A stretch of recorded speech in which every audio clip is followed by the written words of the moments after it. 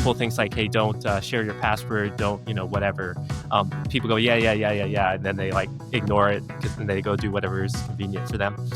When I do my magic show, I'll do things, I'll teach you like, hey, here's how you can be distracted. And then like all along when the volunteer comes on stage, hey, here's how you can be distracted, this, that, the other, you look here, look there. Oh, by the way, I've got your watch. Did you notice that? So you've got, yeah, that's a little bit harder between the UK and where I am at the moment. But yes, that's the general gist. But then people pay attention, right? So that's a lot of fun that way.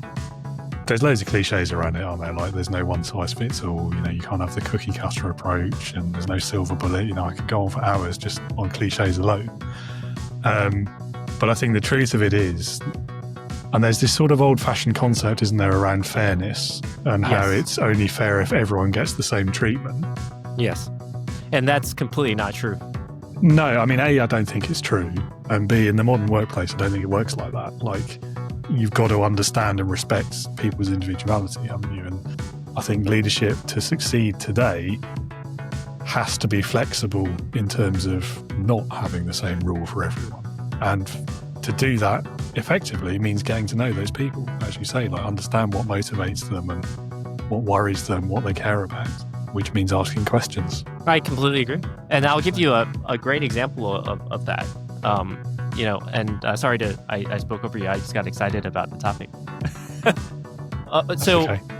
There was 2 people on my team. This was sometime in the past. And I approved for one of them to go to a conference and the other one I gave the other one more money. And the one who got more money came to me and said, hey Gary, why does, John, I'm just making up a name. Why does John get to go to this conference? I'd love to go to a conference. We both do the same work. We've both done a good job. You told us we've done a good job. Like, I'd love to go. Why did you not approve for me to go?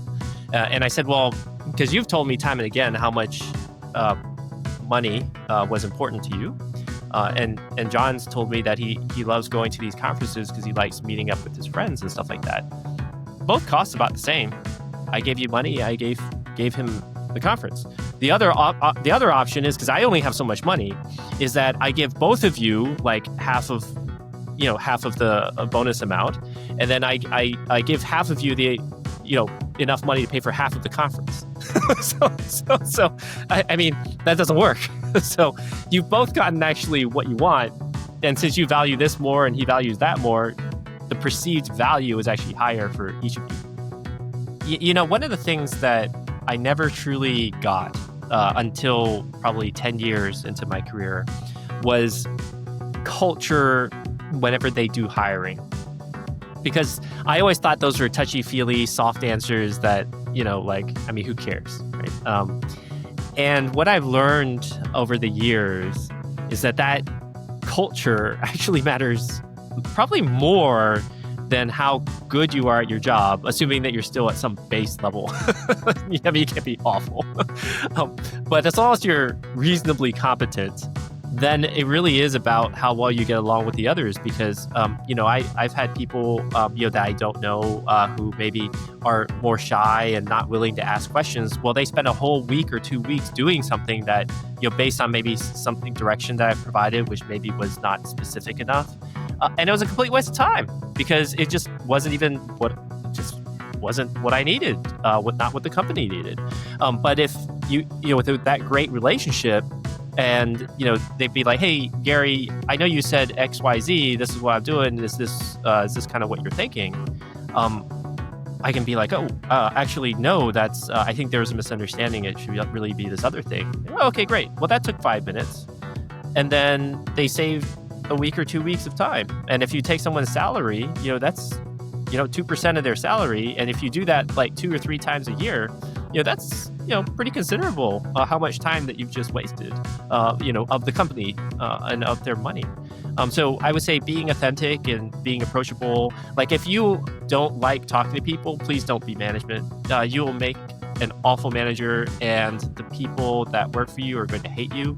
They may not tell you that, but they will hate you. If you're on my team and we talk a lot, I need you to be like it. So that's what I've come to conclude. And I would be curious as to your thoughts on that. Yeah, it feels like a cop-out, but I think there's a question of balance in all things, isn't there? I also, though, like in past jobs, it's interesting that you draw that sort of that, I guess, scale between likability and competence. Because I've had jobs in the past where the people I disliked the most, it was because they were the least competent, at least in my perception.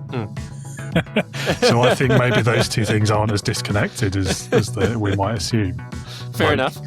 Like if you know someone's decent at their job and you can trust them to get something done and not create more work for you, whether you're leading them or you're a colleague or even like a subordinate of theirs, I think like naturally you start to like them more. Whereas if they're really bad at their job or they just don't care about their job even, and you end up like running around or feeling like you're running around picking the pieces up behind them, you're going to start to dislike them pretty soon, I think. So I don't know. It's maybe my own chip on my shoulder and my own bias is talking there a little bit, but that makes a lot of sense. Yeah, they are related to that extent. That does make sense.